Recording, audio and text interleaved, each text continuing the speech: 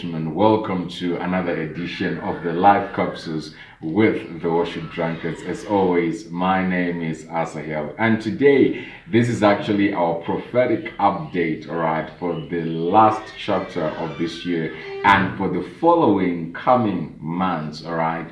As we were praying, right, some time ago, the Lord actually made us to understand that this is actually the season of open gates. But most of you may not really understand what we mean when we say open gates, right? This is the season where, remember, we are in a time of revival. Joel chapter number 2, verse 28, and many other scriptures, all right, and many other prophetic voices all over the world. They've predicted that, all right, this is the time for revival, the time for the greatest move of God that we've ever seen. Remember, in heaven, as we speak, there are storehouses full of miracles waiting to be unleashed on this generation. But it takes your prayer and my prayer, right? This is open gates from the perspective of God. So we are expecting, and you should expect, and you should pray and prophesy into being open gates, whether be it of finances, open gates of health, open gates of peace, open gates of joy,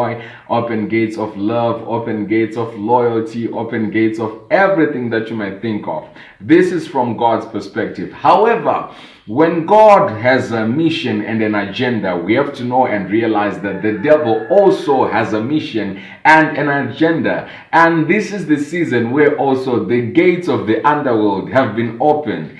And by that, what shall we see in this season? Remember, we are already in the Jewish New Year calendar, New Year, all right? So we have to remember that apart from seeing the greatest move of God on the earth, all right, in many places and in many dimensions, we are also going to see increased activities of the devil. That is, the devil is going to manifest himself in a greater dimension, worse than we have seen in different times or in times past in history. Now, this is not to get you scared or anything like that, but this is to encourage you, all right, because the name of the Lord is a strong tower, and those who run to it, they are safe and they are secured. So what is your own way or a place of safety, your own refuge? Psalm 91 tells us very well, you have to be in relationship with the Lord. And if you're in relationship with the Lord, your number one weapon of warfare in this season is speaking in tongues. It is the language of the Spirit. It's not a language from somewhere. It is a language of the Spirit, and it helps, all right? There is a power, because Paul writes to say that as you pray in the Spirit, you are building yourself up, and as you build yourself up, you are making yourself also fit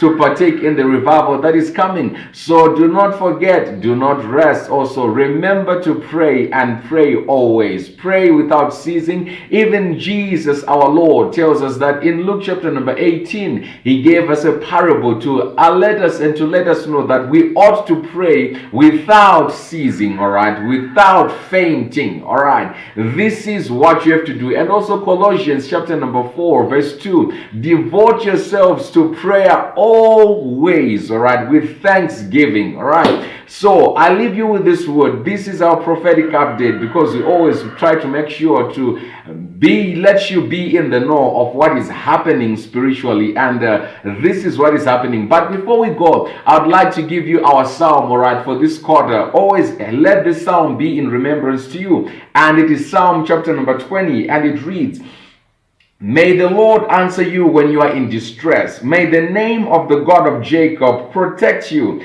May he send you help from the sanctuary and grant you support from Zion. May he remember all your sacrifices and accept your burnt offerings. May he give you the desire of your heart and make all your plans succeed.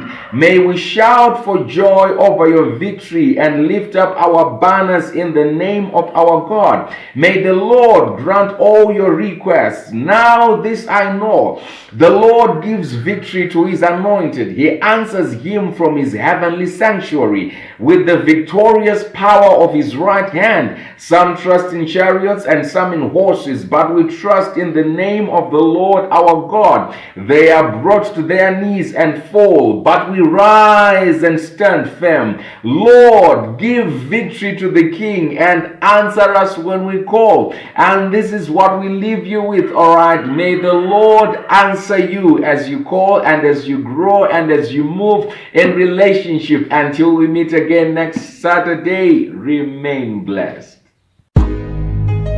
Hello, Lord. It's your boy again. I'm back. Just like the prodigal son, I wanted to say I'm sorry.